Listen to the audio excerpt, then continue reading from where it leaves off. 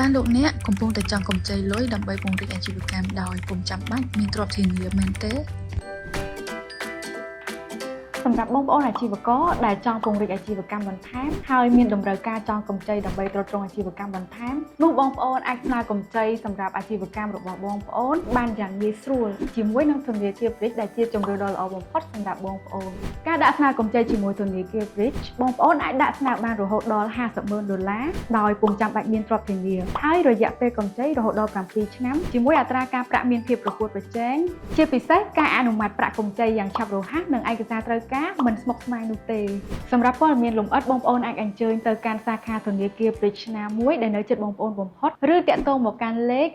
098 202និង999តោះនៅចាំអីទៀតបងប្អូនអាជីវករទាំងអស់គ្នាកុំភ្លេចដាក់ស្នើកម្ចីអាជីវកម្មជាមួយធនាគារ Bridge ទាំងអស់គ្នា